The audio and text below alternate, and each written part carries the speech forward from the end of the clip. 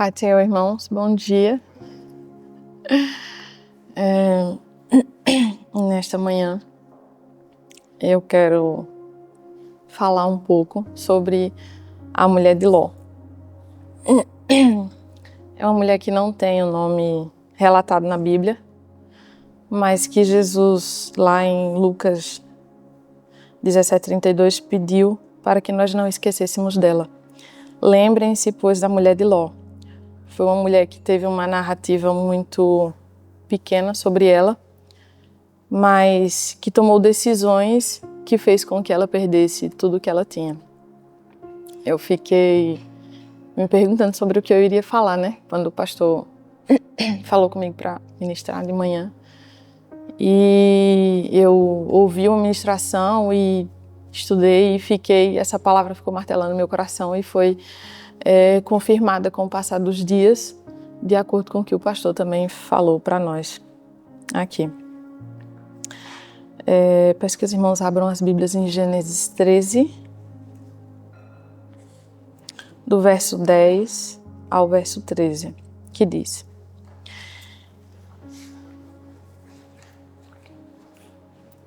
Gênesis 13, do 10 ao 13.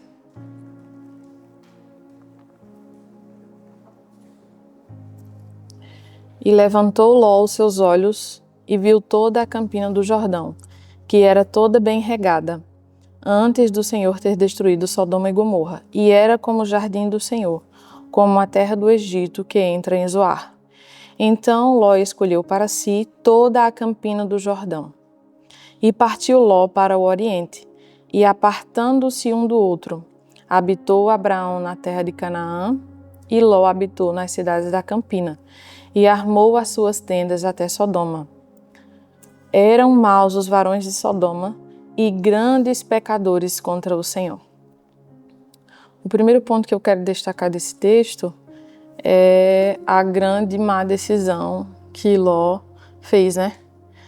Ló, ele fez a escolha com base naquilo que ele poderia ter, o quanto ele poderia crescer na ganância, e não com discernimento espiritual.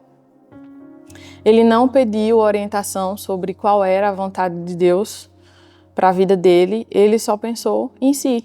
Enquanto que Abraão tinha a certeza de que, independente da decisão que ele tomasse, a presença do Senhor estaria sobre ele, né? A presença do Senhor seria com ele.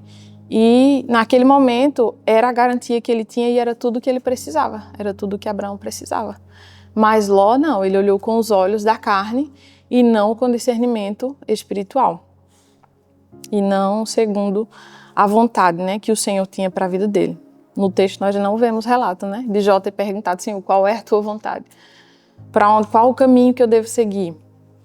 E outro ponto que eu quero destacar diz assim, quando você se relaciona com quem te leva para o lugar errado, né? Você pode acabar em lugares que Deus não queria que você estivesse.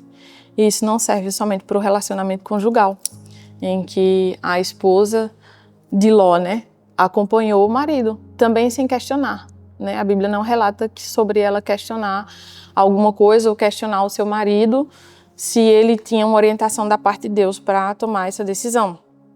Então, mas isso não serve somente para o relacionamento conjugal, mas também nas nossas amizades e o quanto nós podemos ser influenciados por uma má amizade. Ló nunca deveria ter ido para Sodoma e a sua mulher nunca deveria ter ido sem questionar.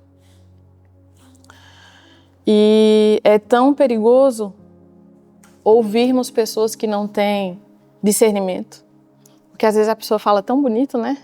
Aparentemente é tão santo, aparenta pureza, mas fala mal do pastor, às vezes fala mal da igreja, e é interessante que fala mal, mas continua lá. E às vezes a gente está se alimentando daquilo, ouvindo, e sem perceber aquilo vai nos influenciando e nos levando para um lugar em que nós não deveríamos estar. E daqui a pouco a gente chega em Sodoma e nem percebeu que chegamos em Sodoma. E aquela pessoa que aparentemente era do Senhor, estava sem discernimento espiritual e nos tirou do lugar certo e nos levou para o lugar errado. Outro ponto que eu quero destacar, se nós percebermos, é que o Sodoma deixou de ser o lugar em que a esposa de Ló morava e passou a ser o lugar que morava nela. Isso é muito triste. Quem escolheu Sodoma não foi a mulher de Ló, foi Ló. Mas ela acabou amando mais a Sodoma do que o seu marido. Isso acontece quando nós ficamos tempo demais no lugar errado, no lugar em que nós não deveríamos estar. E tudo aquilo que parecia errado se torna certo aos nossos olhos. O abominável agora se torna aceitável. E aquilo que era pecaminoso para nós se torna familiar, não é? Isso é tão sutil, e às vezes nós não percebemos. Sansão não percebeu, ele achou que quando Dalila cortou o cabelo dele, eu vou me levantar mais uma vez. Ele não percebeu quando o Espírito Santo se retirou da vida dele. E de igual modo, se nós vivemos em ambientes que nós não deveríamos estar, se estamos em lugares que não deveríamos estar, se ouvimos coisas que não deveríamos ouvir, que não agradam ao Espírito Santo, aquilo vai entrando no nosso ouvido. Vai entrando e nós não percebemos. Nem percebemos quando o Espírito Santo se retira da nossa vida. E é tão perigoso isso, né, Carlinha? Porque aí a gente perde a sensibilidade. Já não ouve mais o Espírito Santo e as coisas que não são normais passam a ser normais. Em 2 Pedro, no capítulo 2, 7 e 8, diz assim: se livrou de Ló, homem justo, que era oprimido pela devassidão dos que não tinham princípios morais. Esse justo que vivia entre eles era atormentado na sua alma justa dia após dia pelas transgressões que via e ouvia. Em nenhum momento nós vemos aqui nesse texto um relato sobre a esposa dele, dizendo que ela se incomodava com as coisas que aconteciam naquele lugar. Enquanto Ló se incomodava, nada o texto diz sobre ela. Por que será? Porque talvez aquilo já tinha virado rotina para ela, já tinha se tornado comum, aceitável. Ali ela já tinha feito amizades, já estava achando aquele ambiente natural, já tinha se tornado natural para ela. E Ló se atormentava dia após dia, mas o texto não relata como ela se sentia. E existe um perigo muito grande quando a nossa alma deixa de se atormentar. Quando as coisas que estão longe de Deus deixam de nos assustar, deixam de nos chocar. Quando o pecado passa a ser para nós algo comum, familiar, né? Eu vivi um tempo da minha vida, um período curto, em que algumas coisas passaram a ser comum. Aquilo que eu fazia, que quando eu fiz a primeira vez pareceu errado, outras vezes pareceu errado, mas com o passar do tempo, aquilo deixou de importar, se tornou... Eu até parei e pensei, poxa, mas eu já nem sinto nada. Então, tá tudo bem. Mas não percebi que é porque estava tudo bem, porque o Espírito Santo tinha se retirado de mim. O Espírito Santo já não comungava com aquilo que eu estava fazendo. Então, eu tinha deixado de me sentir mal, porque o Espírito Santo tinha se retirado e eu não tinha percebido. Tem uma frase de John Riley que ele diz assim: não há nada mais perigoso do que ter um coração dividido. Talvez quando a mulher de Ló chegou, né, ela se sentia incomodada. Talvez quando ela chegou lá, nossa, que aberração, que absurdo. Mas com o passar do tempo, aquilo se tornou normal para ela. A convivência com o pecado fez com que ela se acostumasse. Outro ponto que eu quero destacar que aconteceu ali com a mulher de Ló é quando os anjos chegaram naquela cidade para resgatar Ló e sua família. Eles resistiram, né? A Bíblia diz que Ló hesitou. Diz assim em Gênesis 19, no versículo 1. Os 2 anjos chegaram a Sodoma ao anoitecer, e Ló estava sentado à porta da cidade. Gênesis 19, o versículo 12 agora. Os 2 homens perguntaram a Ló: você tem mais alguém na cidade? Genros, filhos ou filhas ou qualquer outro parente? Tire-os daqui, porque estamos para destruir este lugar. As acusações feitas ao Senhor contra este povo são tantas que ele nos enviou para destruir a cidade.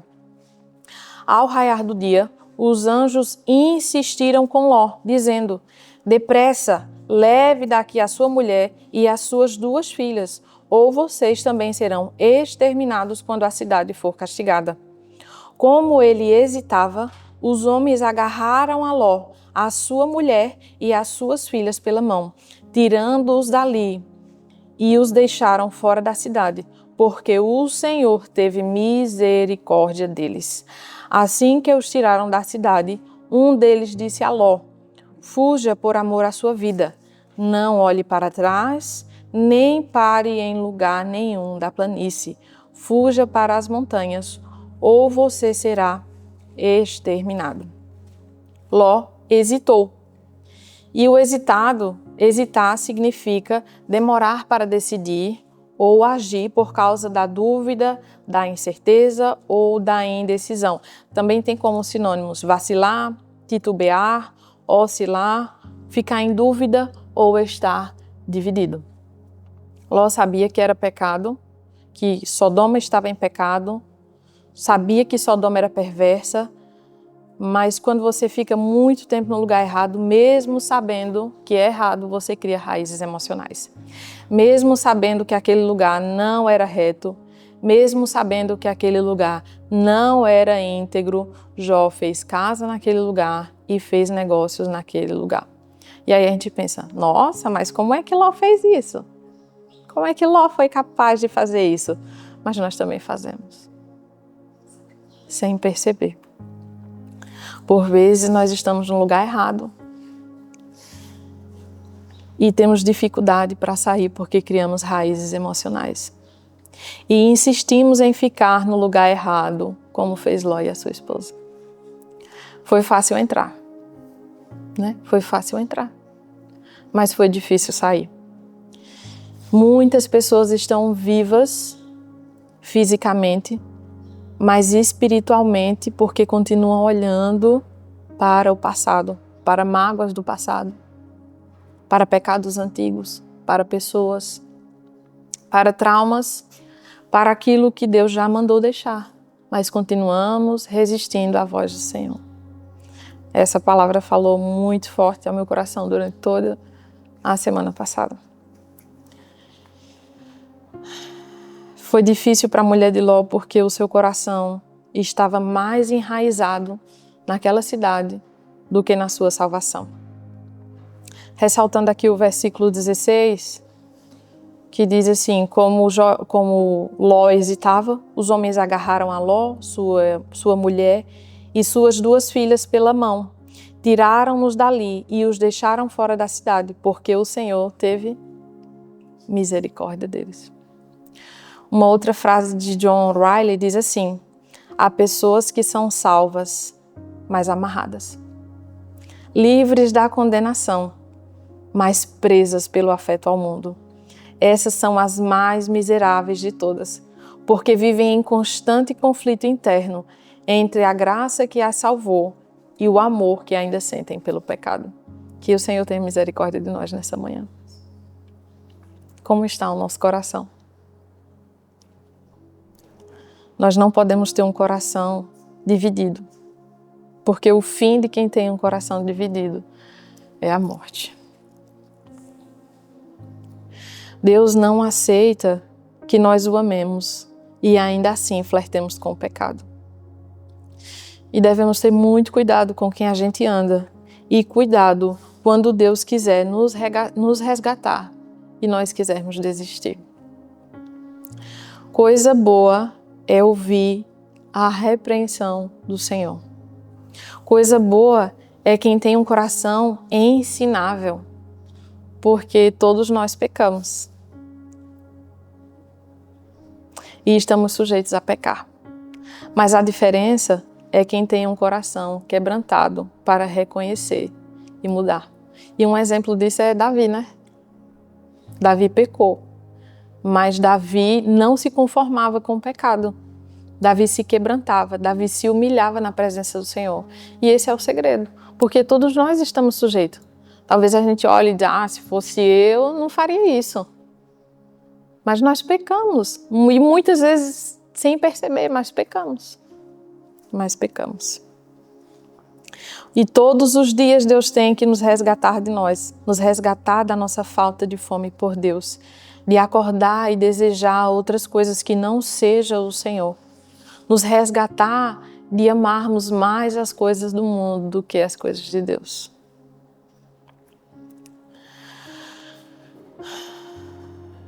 Em Gênesis 19, no versículo 17, 25 e 26, diz assim: Assim que os tiraram da cidade, um deles disse a Ló: Fuja por amor à sua vida. Não olhe para trás, nem pare em lugar nenhum da planície. Fuja para as montanhas ou você será exterminado. Assim ele destruiu aquelas cidades e toda a planície, com todos os habitantes das cidades e a vegetação que crescia no solo.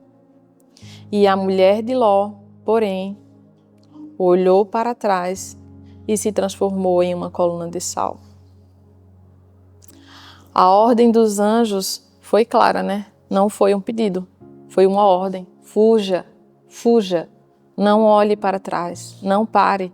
E mesmo assim ela parou. Um momento, um olhar e ela perdeu tudo. Um texto no hebraico usa a palavra napa. Napa não é uma olhada rápida. A palavra usada nessa expressão significa olhar com atenção, contemplar, fixar o olhar, voltar-se completamente para algo. Então, ela se virou, ela olhou, ela admirou, ela pensou em todas as coisas que ela estava deixando ali, em tudo que ela viveu naquele lugar, né? Ela não só simplesmente olhou, né?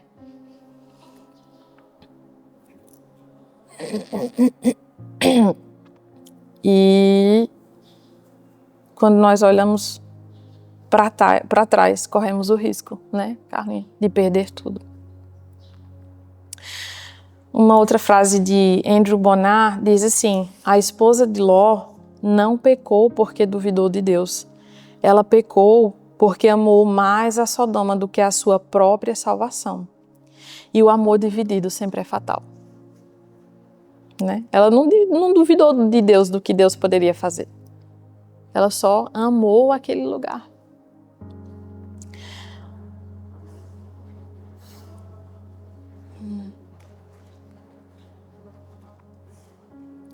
Se nós pararmos para analisar, a mulher de Ló, ela não morreu dentro de Sodoma. Ela morreu no caminho da salvação. Ela morreu no quase sendo resgatada, quase encontrando a liberdade. A mulher de Ló morreu no caminho. Deus estava dando a ela uma chance, uma oportunidade.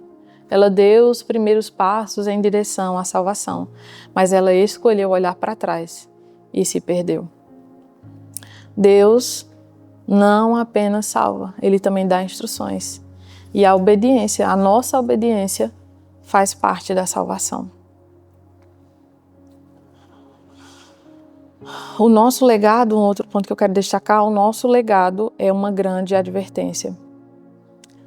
Em Gênesis, no capítulo 19, dos versos 30 ao 38, acho que já não dá tempo de ler. dos versos 30 ao 38, diz que Ló partiu para a cidade de Zoar e as suas filhas seguiram com ele numa caverna. E o que foi que as filhas de Ló fizeram, né? A mais velha chegou para a filha mais nova e disse: como é que nós vamos deixar uma descendência? Qual será a descendência dos nossos pais? Então, elas embriagaram a Ló, se deitaram com seu pai e geraram a 2 nações. Vou ler aqui só os 2 últimos, que diz assim: a filha mais velha teve um filho e deu-lhe o nome de Moabe. Este é o pai dos moabitas de hoje. A mais nova também teve um filho e deu-lhe o nome de Ben-Ami. Este é o pai dos amonitas de hoje. Então, essa mulher não deixou descendentes, a mulher de Ló não deixou descendentes que honraram a Deus. Ela deixou descendentes que repetiram os mesmos pecados de Sodoma. Quando ela finalmente foi resgatada do lugar em que ela não deveria estar, ela não teve tempo para ensinar as filhas, porque de fato ela nunca ensinou. Quem ensinou foi Sodoma. E o nosso legado, né? Qual vai ser o nosso legado? Uma estátua de alerta do que não se deve fazer? Ou um ensino prévio que protege o coração dos nossos filhos? E qual foi o resultado? Né? As filhas embriagaram o pai e daquela gravidez nascerão os amonitas e os moabitas, que são os inimigos perpétuos do povo de Israel. E sabe por quê? Porque um coração dividido não contamina só a nossa vida. Contamina gerações. Contamina a nós, os nossos filhos e toda uma geração. Tem coisas, tem situações em que nós precisamos ser radicais. Não dá para ser meio termo. Não dá para estar em cima do muro. Porque o muro já pertence às trevas, já pertence a Satanás. Então nós devemos ser radicais. Não dá para ser meio termo, não dá para viver flertando com o pecado. A falta de integridade é inegociável. Não há meio termo. E Deus está nos chamando para nós sermos íntegros nesse tempo. Spurgeon disse assim: a esposa de Ló não destruiu a si mesma, ela destruiu o futuro das suas filhas. Porque quando uma mãe ama mais o mundo do que ama a Deus, ela ensina os seus filhos a fazerem o mesmo. O que nós estamos ensinando para os nossos filhos? O que é que nós estamos ensinando para essa nova geração? A amar a Deus? A amar o mundo? Qual é a nossa prioridade? Né? É o Senhor? É a obra do Senhor? Ou é a nossa vida secular? Não existe meia integridade. Ou você é inteiro para Deus, ou você já está no mundo. Ou nós entregamos a nossa vida completamente ao Senhor, ou nós já estamos em Sodoma e nem percebemos. É duro, né? Mas é algo que nós precisamos ouvir. Não adianta estar na igreja, não adianta estar aqui e estar dividido. Deus está nos chamando para um nível de integridade e de santidade, onde a gente não conversa com aquilo que vai nos afastar de Deus, com aquilo que vai nos levar para caminhos errados. Aquela estátua era Jesus dizendo assim: lembrem-se dessa mulher, não o ignorem, mas lembrar para que nós não façamos aquilo que ela fez.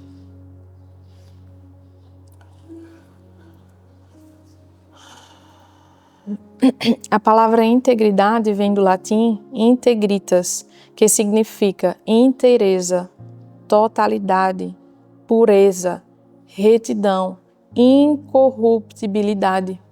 E é isso que Deus quer de nós para esse tempo, né?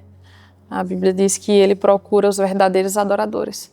que adoram ao Pai em espírito e em verdade.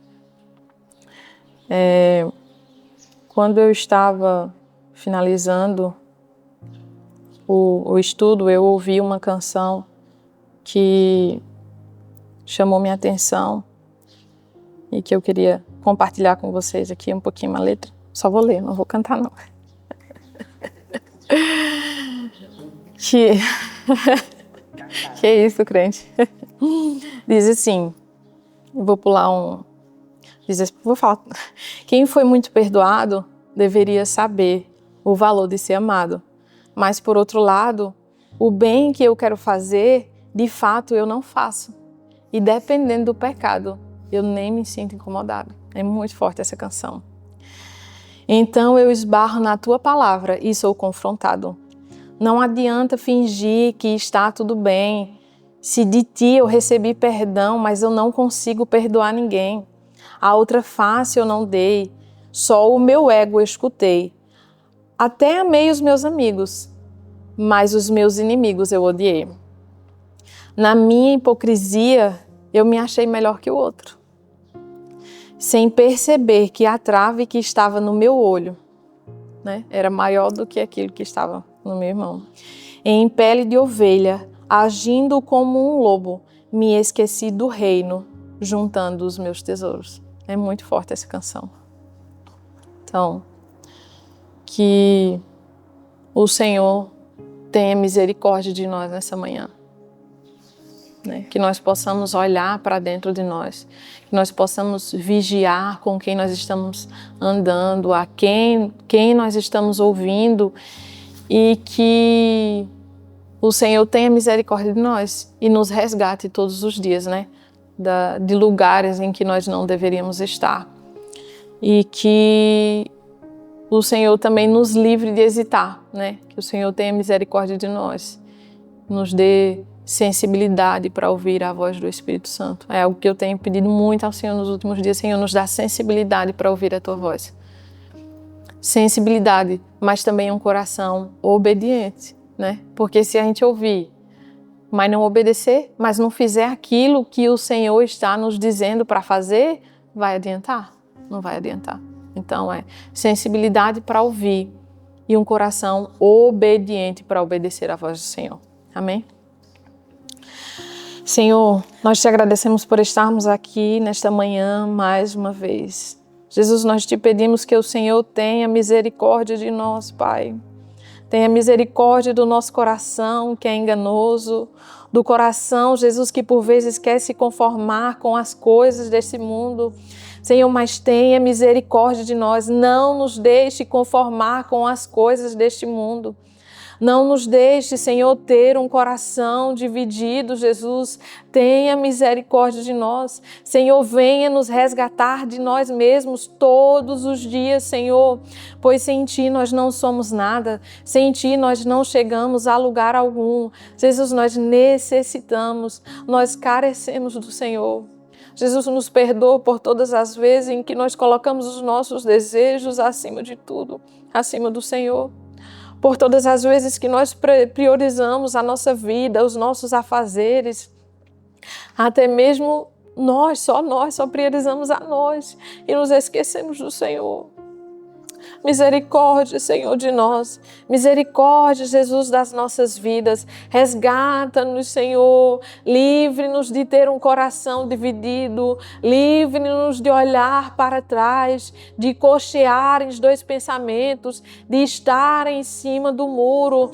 Jesus, que essa palavra possa tocar o meu coração, o nosso coração, de todas as pessoas que estarão ouvindo, Jesus, essa palavra nessa manhã. Que o Senhor venha despertar vidas, que o Senhor venha despertar corações, que o Senhor venha trazer clareza, Jesus, para vidas nessa manhã, discernimento, Jesus, nos dá discernimento, traz discernimento, desperta a Tua igreja, Senhor, Desperta-nos daquilo que nós não deveríamos fazer. Desperta-nos, Senhor, do lugar em que nós não deveríamos estar. Jesus, mostra-nos qual é a Tua vontade para as nossas vidas e que nós possamos, Senhor, Te obedecer com o coração inteiro, Te servir com o coração inteiro, Jesus, seguindo a Tua vontade e o Teu querer para as nossas vidas, Pai. É o que eu oro nesta manhã por mim, Senhor, pelos meus irmãos, pela Tua igreja aqui na terra, Pai. Em o nome de Jesus, em nome de Jesus. Amém.